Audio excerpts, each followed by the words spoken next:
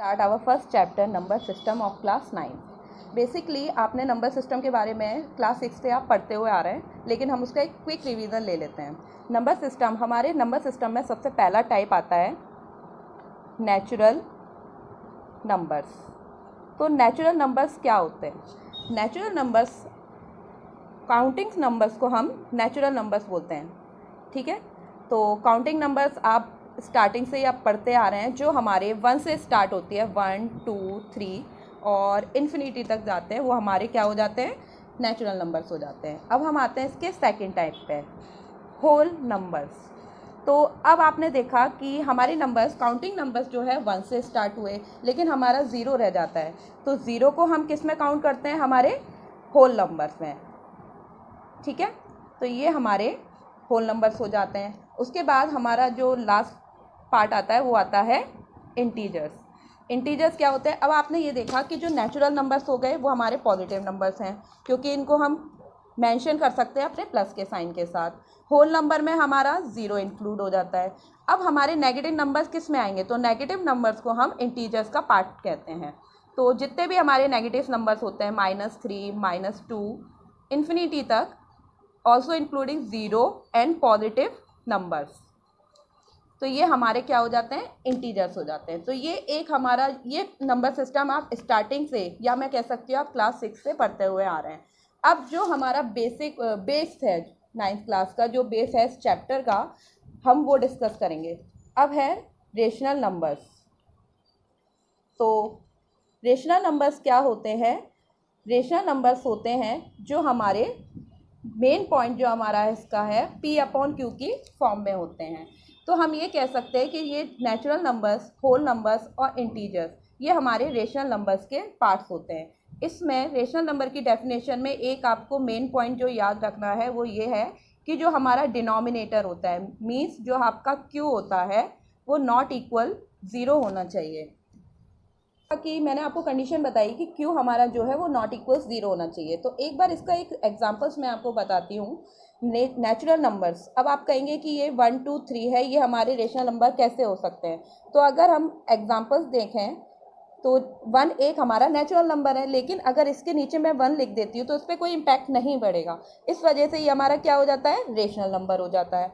इसी तरीके से 3 या फिर हम 100 या कोई भी नंबर ले लेते हैं एक्सेट्रा, ये नंबर्स हमारे नेचुरल नंबर्स होते हैं, और इसके नीचे अगर मैं 1 लगा देती हूँ तो ये हमारे रेशनल नंबर बन जाते हैं। इसी तरीके से मैं बात करती हूँ होल नंबर्स की।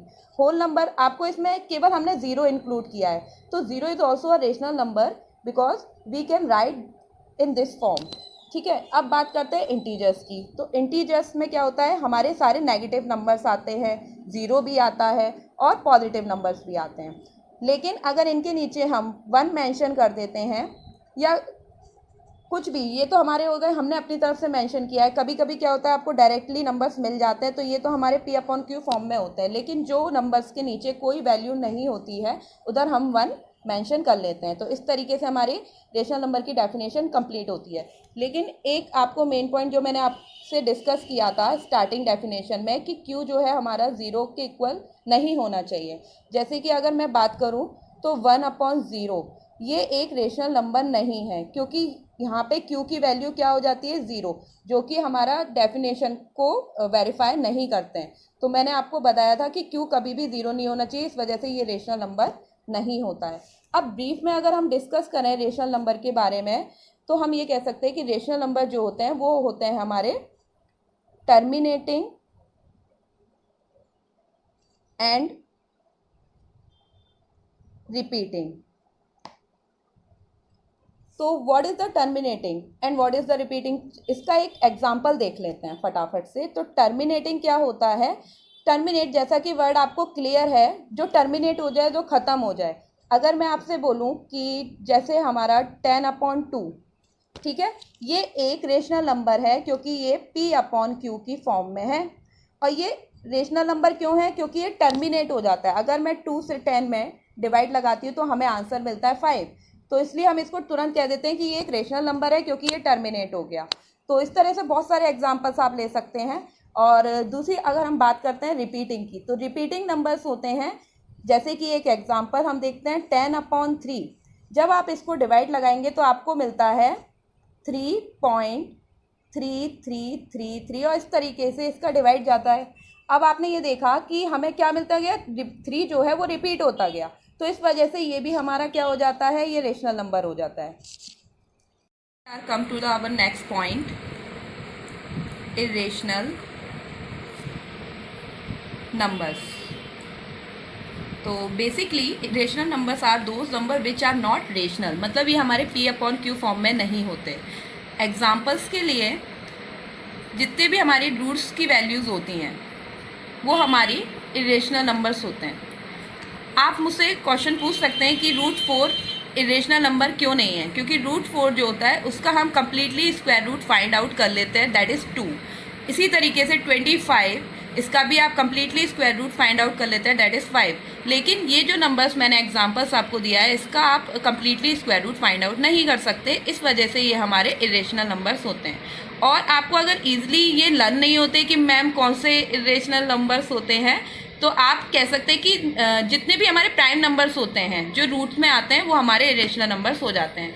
तो ब्रीफ में अगर हम एक बार डिस्कस करें तो irrational numbers are non terminating and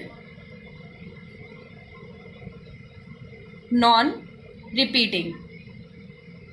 ये रेशनल के अपोजिट होते हैं, क्योंकि रेशनल नंबर्स में हमने डिस्कस किया था कि वो टर्मिनेट होते हैं और रिपीट होते हैं। यहाँ अपोजिट होता है, ये नॉन टर्मिनेटिंग होते हैं और नॉन रिपीटिंग होते हैं।